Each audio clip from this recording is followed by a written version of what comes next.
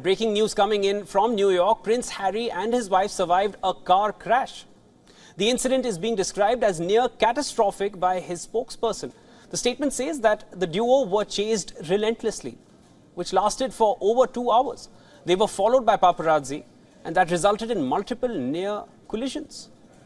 The incident happened after Meghan and Harry had attended an awards ceremony in New York. This was their first public appearance since King Charles' coronation. Harry had to be flown back to London for the coronation ceremony, but he flew back to Los Angeles hours later so he could be at his son Archie's 4th birthday.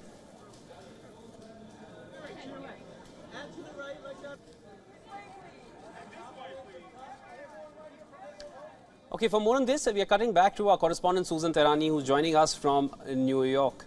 Susan, it's extremely reminiscent of what had happened all those years ago with Prince Harry's mother. Seems very much similar to that. What exactly happened, if you can tell us more? No, you're absolutely right. It is curiously similar.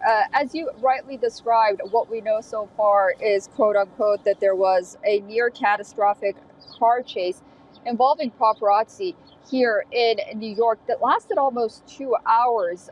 While we need to know that more details, it's kind of curious again that, if it was in Manhattan, for example, that this chase would really last 2 hours on the one hand, not only considering the traffic, but just the limited space and roads that we have here. And there are a lot of questions that still remain on, first of all, why weren't they able to sort of leave this situation in Manhattan, and then, how law enforcement officials responded to that. But just about the paparazzi culture in New York, I also want to say, this is a hub where a lot of celebrities really come because they feel very comfortable.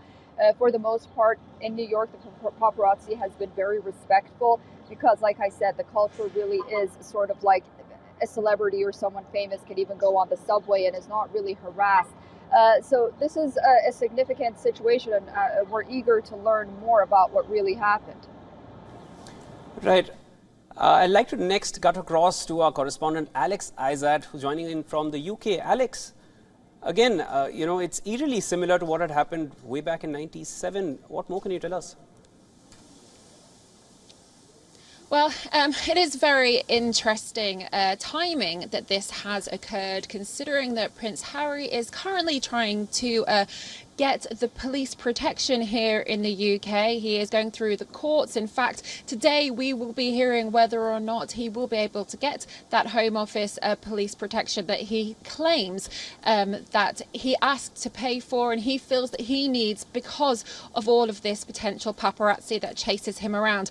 But we do know from his own writing in his own autobiography that he is quite a paranoid person, and I don't think that we should be putting it together with Princess Diana and what unfortunately happened. And we don't know a lot of those details, but the investigation was cleared, and it did suggest that the reason why that she did lose her life was due to the lack of a seatbelt at the time. Whether or not she was being chased by paparazzi, this particular situation, it was interesting to hear just there about New York. This took 2 hours for this supposed near collision. It's interesting timing as well. It does go into the fact that Prince Harry has been paranoid for many, many years with regards to the paparazzi. Here in the UK, again, quite similar to New York, it seems that people can walk around unobtrused by paparazzi and photographers. So this is going to be quite interesting as we continue to hear more of this story come out. But it definitely is very interesting timing for his court case. He wants that international protected personage, which means that he will get taxes from people wherever country he goes to, and they will pay for his security. That's what he's going through at the moment with the courts in the UK. And although it was suggested that this was going to be thrown out today, we will see if that's going to happen. Right. Susan, I'd like to come back to you. Now, of course, there are similarities, but as Alex said, that there is more paranoia than what would have happened all those years ago. What do you feel as of now? Is there a reason why such words are being used, near catastrophic, or do we know anything more about the crash which has happened?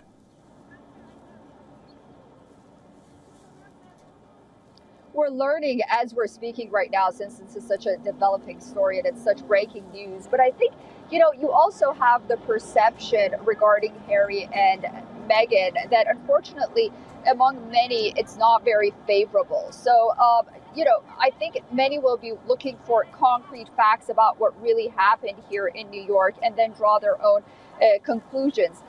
We're seeing, as you mentioned, a lot of adjectives being used, but again, if you're familiar with New York, which a lot of our viewers are, it's very difficult to have a car chase for 2 whole hours without any kind of law enforcement really getting involved on the one hand, and then on the other hand, not going in circles around Manhattan. Again, I'm not certain what borough this was in, but I would guess 99.5% it would be Manhattan. I mean, we're on an island. So again, let's wait and see, and then we can judge, I think. Right. It's still a developing story, as Susan rightly said. So we will be getting you all the updates right here on WION. Thank you so much, Alex Azat, joining us from the UK, and Susan Terani joining us from New York.